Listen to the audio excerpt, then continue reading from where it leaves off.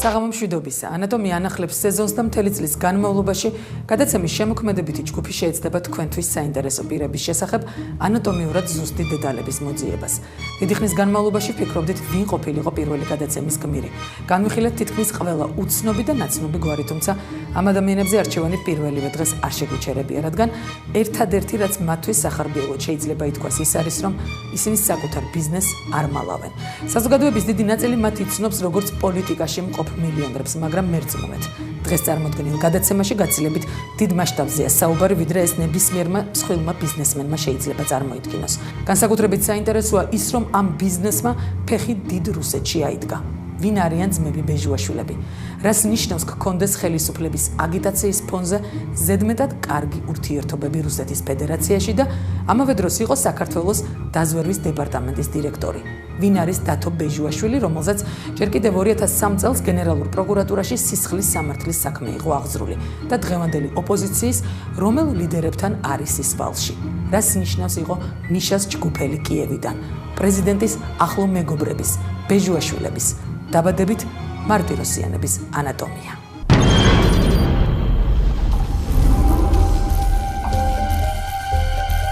შეხვედრას რომელზეც საუბარია და რომელიც შედგა რამდენიმე თვით ადრე ამოვლენების დაწყების წინ ესწრებოდა ხელისუფლების წარმომადგენელი მიხეილ სააკაშვილის ძალიან ახლო ადამიანი, მისი წრიდან მე ამას არ ვიტყვი. ჯერ ერთი ეს არ არის ჩემი უფლებამოსილება და ჩემმა მეუღლემ თქვა, რომ ის პატივცემს სტუმარ მასპინძლობას და თავად არ იტყვის ამ გვარს. ხელისუფლებამ თქვას, ნინო, ჩაატარეთ თქვენ ჟურნალისტმა ჟურნალისტური გამოძიება, ის ფოტოები ხომ არსებობს. მოთხოვეთ ვანო მერაბიშვილს მთელი სერია იმ ფოტოების. იმ ფოტოებზე თუ არის ბადრი ბიწაძე, იქნება ის ადამიანიც. კითხეთ იმ კონკრეტულად, ეხლა ძალიან გთხოვთ რა, უკრაინულ მედიაში რა გავრცელდა, მიუწვდება ხელი ვანო მერაბიშვილს გამოითხოვოს და კონკრეტულად ხელისუფლების წარმომადგენელი ესწრებოდა ამ შეხვედრას და თქვას ამ ადამიანმა იყო თუ არა იქ ვინმე კალაშოვი ამ კალაშოვთან დაახლოებული პირი იყო თუ არა რაიმე კრიმინალურ გარიგებებზე იქ საუბარი. მიუხედავად იმისა, რომ გელა ბეჟუაშვილი დაზვერვის დეპარტამენტის შეფია და დავით ბეჟუაშვილი საქართველოს პარლამენტის წევრი, შალვა ბრეუსის და ბადრი ბიწაძის კიევურ შეხვედრამდე ისინი იშვიათად თუ ახსენდებოდა ვინმეს. ბურჯანაძემ მაშინ მეუღლის მეგობარი დაინდო და რუსთავიორის პირდაპირ ეთერში არ თქვა, რომ შაქრო კალაშოვის ახლობელ ბრეუსთან მის მეუღლის შეხვედრაზე საქართველოს დაზვერვის დეპარტამენტის დირექტორის ძმა, დეპუტატი დავით ბეჟუაშვილი ახლდა. საქართველოს შინაგან საქმეთა სამინისტროს თუ უკრაინული მედიის მიერ გავრცელებულ ფოტომასალაში ბიწაძე ადვილად იცნობოდა, თუმცა ბეჟუაშვილი არსად ჩანდა და მაშინვე ითქვა, რომ დავით ბეჟუაშვილის შეხვედრაზე დასწრების ამსახველი ფოტოების გაუჩინარებაზე მისმა მზვერავმა ძმამ იზრუნა. როგორც ანატომიისთვის კონფიდენციალური წყაროდან გახდა ცნობილი ამ შეხვედრაზე, ბეჟუაშვილი ბრეუს ტელეკომპანია მზის ყიდვას თავაზობდა. თავის მხრივ ბრეუსთან დაახლოებული ბიწაძე კი ცდილობდა ბრეუსი დაერწმუნებინა, რომ მზე მოგვიანებით არა ნაციონალურ, არამედ ოპოზიციურად განწყობილ სატელევიზიო არხად ჩამოყალიბებულიყო. თუმცა გარიგება ჩაიშალა, რადგან ბრეუსს ქართულ მედია სივრცეში ბიზნეს ინტერესები არ აღმოაჩნდა. იგივე წყაროდან ცნობილი ხდება ნაციონალური უმრავლესობის რეაქცია ბეჟუაშვილი ბიწაძის კიევური შეხვედრის შესახებ. თუმცა ეს გაუგებრობის პირველი შემთხვევა არ ყოფილა. გიგა ბოკერიას უკმაყოფილებას გელა ბეჟუაშვილი ჯერ კიდევ თავდაცვის მინისტრობის პერიოდიდან იმსახურებს და თავისუფლების ინსტიტუტის პირმშო დიდი ხნის განმავლობაში ცდილობდა თანაგუნდელებისთვის იმის დამტკიცებას, რომ გელა ბეჟუაშვილი რუსეთის ფედერაციაზე მუშაობდა. მაგრამ მიშამ კიევის უნივერსიტეტის დროინდელ ჯგუფელს და მეგობარს გელა ბეჟუაშვილს ბიზნეს გადაცდომაც და რუსული კავშირებიც აპატია. ის დღეს ისევ მის ახლო მეგობრად რჩება. ის ხელისუფლებაში პრაქტიკულად ბეჟუაშვილებმა მოიყვანეს ფინანსურად თავის დროზე ყველაზე დიდი დასაყრდენი მისთვის დავით ბეჟუაშვილი იყო და როდესაც მან გადაწყვიტა ყველაზე მნიშვნელოვანი ღონისძიების განხორციელება უკვე პრეზიდენტად ყოფნის დროს, ანუ მედიის დაჩაგვრა, მედიის თავისუფალი ბაზრიდან გამოყვანა, სწორედ ბეჟუაშვილები გახდნენ მისი მთავარი დასაყრდენი, იმიტომ რომ მაშინ ყველა ტელევიზია, გარდა იმისა, რომელიც სხვა მილიარდელის ხელში იყო, ანუ გარდა ტელეკომპანია იმედისა, თავიდან დასაწყისში სწორედ ბეჟუაშვილების საკუთრება გახდა. რუსთავიორიც, მაშინდელი მზე, ხა დღეს მზე არავის არაფერში აღარ აინტერესებს და არ ახსოვს, თუმცა ეს მონოპოლიზაცია როდესაც მოხდა, მაშინ მზე ჩვეულებრივი საინფორმაციო არხი იყო, ისევე როგორც გაზეთები და რამოდენიმე სხვა მედია საშუალება. და ეს მაშინ არავის არ დაუმალავს. პლუსი ერთი დიდი თუ არ ვიცი, ნებისმიერი სხვა ტერმინით შეგვიძლია გამოვიყენოთ, რაც ბეჟუაშვილებს ახასიათებს, არის ის, რომ ისინი პრაქტიკულად არასოდეს საკუთარ ბიზნესს არ მალავენ. და მათი ბიზნეს ინტერესები ყოველთვის ღიაა, ნათელია, გამჭვირვალეა, რაც ერთგვარი გზავნილია ასევე ყველასთვის, რომ მათ პრობლემები პრინციპში არ აქვთ და აი ეს გარანტია, რომელიც სული გრძნობა მათი მხრიდან, რომ ისინი გარანტირებული არიან და არაფრის არ ეშინიათ. შეუძლებელია მხოლოდ იმაზე იყოს დაფუძნებული, რომ მიხეილ სააკაშვილს ერთ-ერთ ძმასთან რაღაც ახალგაზრდობის მეგობრობა აქვს. მე მაინც ვფიქრობ, რომ ეს გარანტია მათ აქვთ იმ კავშირებისგან რუსეთთან, რომელიც არსებობს ასევე მყარია და რომელიც ხელისუფლებას ამ ქვეყანაში ჭირდებოდა და დღესაც ჭირდება. სააკაშვილი თუ ბეჟუაშვილებს უნდა უმადლოდეს ხელისუფლებაში მოსვლას, ბეჟუაშვილებს არ უნდა დავიწყებოდათ ახალი მემარჯვენეების მიერ 2003 წელს გაძეული სამსახური, როდესაც გენერალურ პროკურატურაში დავით ბეჟუაშვილის წინააღმდეგ აღძრულ სისხლის სამართლის საქმეს მსვლელობა არ მიეცა. მაშინ სააკაშვილის თანაგუნდელი დათო ბეჟუაშვილი იმუნიტეტით და ხმაურიანი საპარლამენტო გამოსვლებით სწორედ გამყრელიძის გუნდმა დაიცვა. გამყრელიძე დღეს ამბობს, რომ გაწეული სამსახური მისი პარტიის ფინანსებზე არ აისახება და ბეჟუაშვილთან მეგობრობაც კი არ აკავშირებს. როგორც ჩანს, ძმები მემარჯვენეებთან ისევ ვალში რჩებიან. სამაოდ კარგი ურთიერთობა ჰქონდა, მეტიც როდესაც მას როგორც მიხეილ სააკაშვილის მხარდამჭერ ბიზნესმენს და მის ერთ-ერთ ასე ვთქვათ საფინანსო გარანტს, როცა უტევდა შევარდნაძის ხელისუფლება, მეც და ჩემი თანაგუნდელები ძალიან სერიოზულად დავეხმარეთ, დაუდექით გვერდით და არ მივეცით საშუალება მაშინდელ ხელისუფლებას, რომ დავით ბეჟუაშვილი დაეჭირათ. რაც შეეხება მეგობრობას, ამას მეგობრობას ვერ დავარქმევ, მით უმეტეს მას შემდეგ, რაც ჩვენ ოპოზიციაში დავრჩით და ისინი ხელისუფლებაში მოვიდნენ. იშვიათად შეიძლება რაღაც ოფიციალურ მიღებაზე თუ შევხვდე ბატონ დავითს, ბატონ გელასთან კიდევ უფრო დისტანცირებული ურთიერთობა იყო, ჩვენ როცა ოპოზიციაში ვიყავით, ის საკმაოდ მაღალ თანამდებობებს იკავებდა, თუმცა ის ყოველთვის ცდილობდა, რომ ოპოზიციის შეკითხვაზე და ჩვენს შეკითხვაზე დროულად გაეცა პასუხი, რასაც ვერ ვიტყვი სხვა მინისტრთა და თანამდებობის პირს. ძალიან კი გვჭირდება მეც პირადად და ყველა ოპოზიციას ფინანსურად ძლიერი ჯგუფებისგან და წარმატებული ბიზნესმენებისგან დახმარება, მაგრამ როცა იცი რომ ეს წარმოუდგენელია, არც გააკეთებს და ალბათ არც უნდა გააკეთოს, მოდი ასე ვთქვათ, იმიტომ რომ თუ რამეს მიაღწია ბოლო პერიოდში დათო ბეჟუაშვილი, მე არ ვიცი გელა ბეჟუაშვილის ბიზნესებზე არაფერი, დათო ბეჟუაშვილმა, მას საკმაოდ დიდი ჰოლდინგი აქვს დღეს, ეს არის მიხეილ სააკაშვილის და ამ გუნდის დამსახურება. ბეჟუაშვილების ბიზნესის პირველი ნაბიჯები საზოგადოების და მედიის განხილვისაგნად არაერთხელ ქცეულა. მათი კავშირი იტერასთან და უცნაურად გაკოტრებულ გაზის ქართულ კომპანიებთან, თუმცა გაცილებით საინტერესოა ბეჟუაშვილების ამჟამინდელი იმპერია, რომლის აქტივების, ტენდერების და მიღებული შემოსავლების დათვლა კონტროლის პალატას 1 წლის განმავლობაშიც კი გაუჭირდება, საიდან და როგორ დაიწყო ბეჟუაშვილების ბიზნესის მშენებლობა.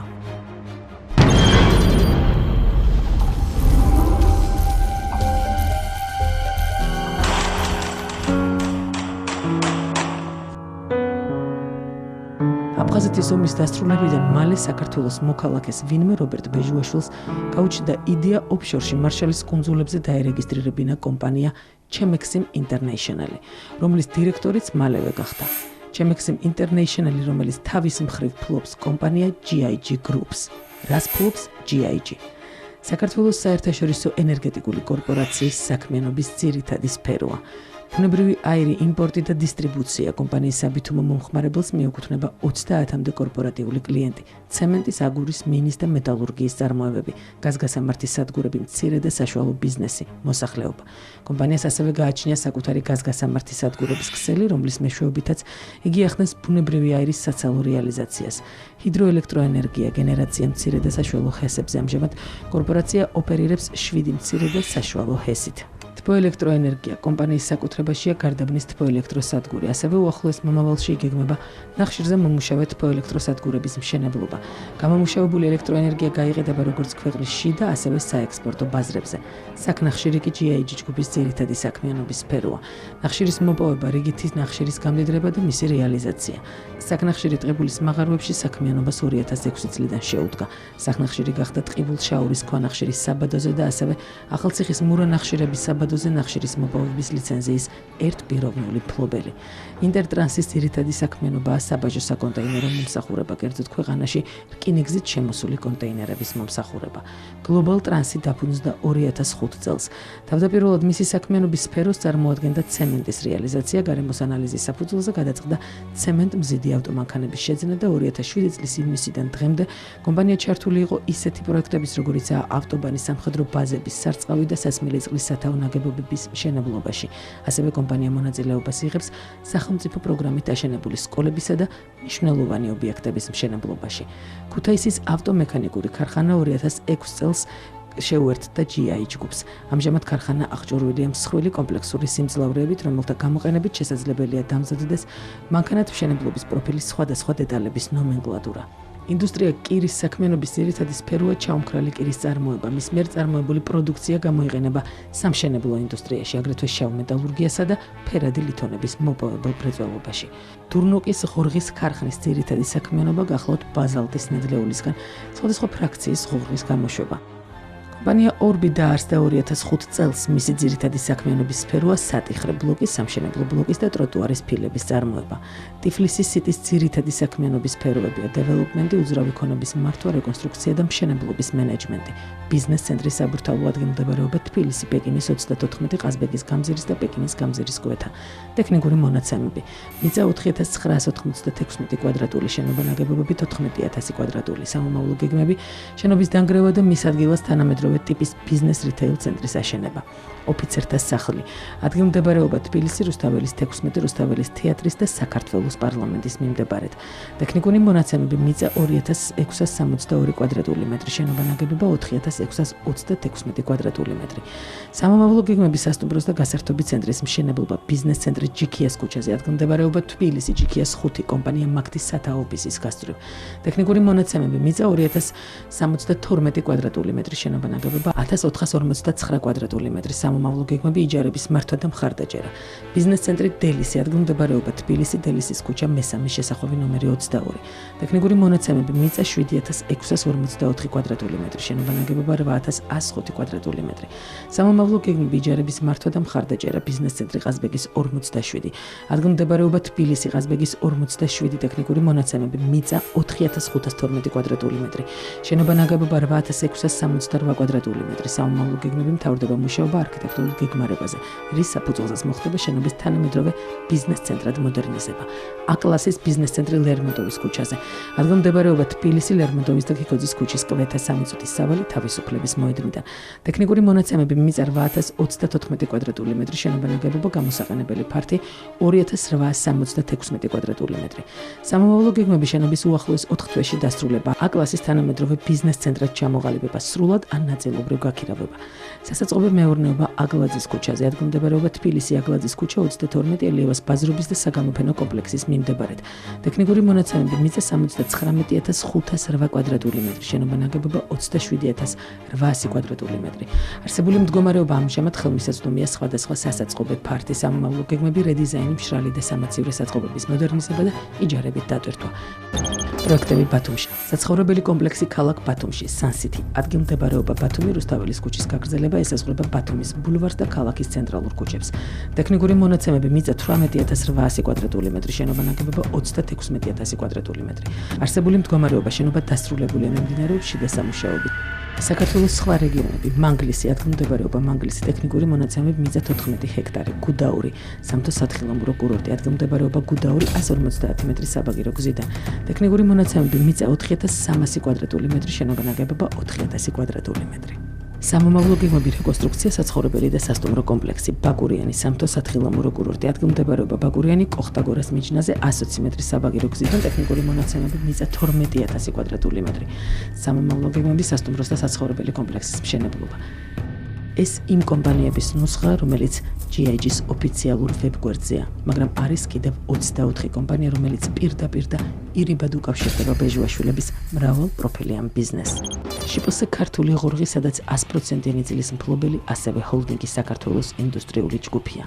შპს დონ იმპექსი, სადაც დირექტორი იგივე პირია, ვინც ხელმძღვანელობს ვაიმაქს ჯორჯიას, რომელშიც ჩემექსიმ ინტერნეშნალს 51%-იანი წილი აქვს. კომპანია EGS-ი, სადაც GIG-სთან ერთად 50%-იან წილს სახელმწიფოც ფლობს. სამაუწყებლო კომპანია რუსთავი-2 ბეჟუაშვილებს ამ ნაციონალური ტელეარხის განვითარებაში 30%-იანი წილი აქვს.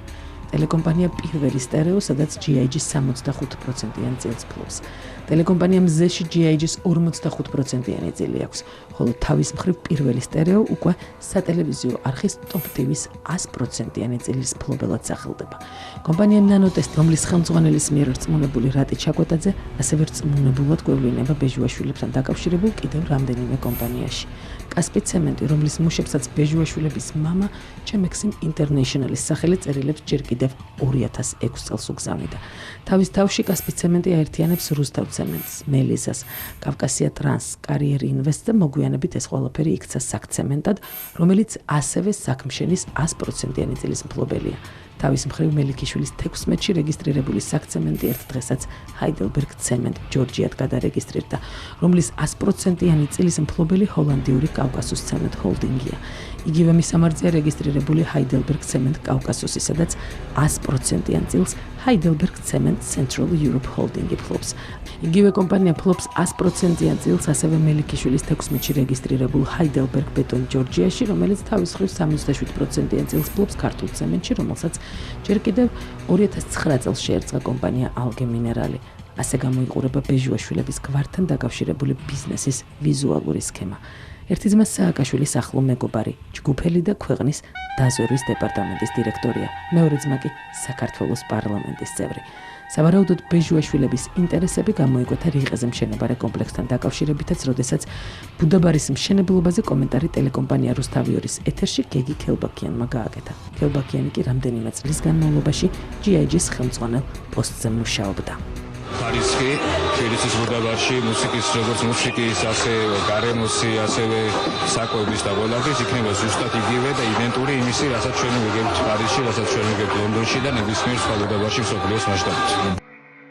რიყესთან დაკავშირებით არსებობს სხვა ტიპის ინფორმაციაც. თავის დროზე ეკონომიკის სამინისტროს პრივატიზების დეპარტამენტის რამდენიმე წლის წინანდელ დოკუმენტაციაში, რომელიც ქართულ-რუსულ ბიზნეს ფორუმისთვის არის მიძღვნილი, წერია, რომ რუსეთში მოღვაწე ქართველი ბიზნესმენის დავით იაკობაშვილის თვალსაჩინოში ჰესების და ქარხნების გარდა რიყის პროექტიც მოიქცა. მაგრამ უცნობია იაკობაშვილის და ბუდას ურთიერთობის გაგრძელება, თუმცა ცნობილია, რომ გელა ბეჟუაშვილი და დავით იაკობაშვილი ახლო მეგობრები არიან. დავით იაკობაშვილი მოსკოვში კაზინოების მიწელიცას და ჩერის, კვების პროდუქტების მეგა კომპანიის ვიმბილდამის დამფუძნებელი, კომპანია ტრინიტის გამგეობის საბჭოს თავმჯდომარე, რუსეთის ებრაელთა კონგრესის ბიუროს წევრი და მეწარმეთა საზოგადოებრივი გაერთიანება დილავაია რესიას გამგეობის წევრია. ასევე გახლავთ რუს ბრენდის დირექტორთა საბჭოს თავმჯდომარე, არის რუსეთის მილიარდერთა ასეულში. თუმცა ანატომიის წყარო ბეჟუაშვილების რუსეთში მოღვაწე ბევრად უფრო ახლო მეგობრებზეც საუბრობს. ისინი პრინციპულად სხვა გაქანების ბიზნესმენები არიან. ეს არ არის რაღაც 30 რესტორანი რო გახსნა და ან და რაღაც მცირე მასშტაბის მონოპოლია რომ მოიპოვა რაიმე კონკრეტულ მიმართულებაზე. ამასთანავე მრავალ წლებს ითვლის მათი ბიზნესი და პრინციპში ამ ადამიანებმა მოახერხეს რომ მეტნაკლებად თანაბარი კეთილგანწყობილი ბიზნეს გარემო ჰქონდათ ყველა ხელისუფლების პირობებში საქართველოში. ბოლო ორი ხელისუფლების, სააკაშვილის და შევარდნაძის პირობებში. ჩემის აზრით ამ კითხვაზე პასუხი რატომ და როგორ მოახერხეს რომ შევარდნაძის დროსაც ვთქვათ ავანგარდში იყვნენ და სააკაშვილის დროსაც არის სწორედ რუსეთი, მათი კავშირები რუსეთთან, რუსულ ბიზნესთან და რუსულ ფულთან. იმიტომ რომ ორივე ხელისუფლება მიუხედავად რიტორიკისა დიდწილად რა თქმა უნდა რუსული ბიზნესის და რუსული კაპიტალზე არის დაფუძნებული და დამყარებული. და ბეჟუაშვილები ამისი ძალიან კარგი მაგალითია. თავისთავად ის ფაქტი რომ ეს ადამიანები ეს ორი ძმა პრაქტიკულად არც ერთი წუთი თავისი აქტიური ცხოვრების არ ყოფილან პირდაპირ მნიშვნელობით ბიზნესში, მუდმივად იყვნენ ხელისუფლებაში და იმავდროულად ამხელა ბიზნეს ინტერესები ქონდათ, რა თქმა უნდა, იმის დასტური არის, რომ ისინი ხელისუფლებასთან ახლოს ყოფნით და თავად ხელისუფლებაში ყოფნით ერთის მფარველობდნენ საკუთარ ბიზნესს, მეორეს მხრივ სრულმასშტაბიან გარანტიებს იქნებდნენ თავისუფალი საქმიანობისთვის და იმავდროულად იყვნენ ერთგვარი შუამომავლები ხელისუფლებისთვის რუსეთთან ურთიერთობაში. მე პრაქტიკულად გამოვრიცხავ იმის შესაძლებლობას, რომ ეს არის წმინდა ხასიათის ბიზნეს ურთიერთობა, იმიტომ რომ კარგად ვიცით მეორე მხარეს, ისევე როგორც საქართველოში სამწუხაროდ, ასევე მეორე მხარესაც რა ტიპის ბიზნეს სამყაროა. სახელისუფლებო ბიზნესი არის როგორც რუსეთში, ისევე საქართველოში. ამიტომ ამ ორი ჯგუფის კავშირი ერთმანეთთან ბუნებრივად გვაფიქრებინებს და მიგვანიშნებს იმაზე, რომ რეალურად საუბარი არის ერთგვარ გზასთან თუ ფანჯარასთან თუ შესაძლებლობასთან, რომელიც ორივე ხელისუფლებას დატოვებული ქონდა კრემლთან ურთიერთობაში. ასე გამოიყურება ის ბიზნესი, რომელსაც ხელმძღვანელობს რობერტ ბეჟუაშვილი. როდესაც კომენტარის გაკეთება ვთხოვეთ ბეჟუაშვილებს, მათთან დაახლოებულმა პირებმა გვიპასუხეს, რომ ცოტა უხერხულია დეპუტატმა ბიზნესზე ისაუბროს. როგორც ჩანს, დეპუტატს უხერხულად წარმატებული ბიზნესი აქვს, რომელზე საუბარსაც ის თავად არიდებს თავს. ანატომიის ერთ-ერთმა რესპონდენტმა, რომელმაც კონფიდენციალურად დარჩენა არჩია, გვიამბო, რომ მიხეილ სააკაშვილის ერთ-ერთი ვიზიტის დროს რუსეთში მას ახლდა გელა ბეჟუაშვილი. ვლადიმერ პუტინი პროტოკოლით გათვალისწინებული წესის მიხედვით დელეგაციის ყველა წევრს ხელს ართმევდა. პუტინი ბეჟუაშვილთან შეჩერდა და გადაულაპარაკა, რომ ის ძალიან გავდა ბერიას.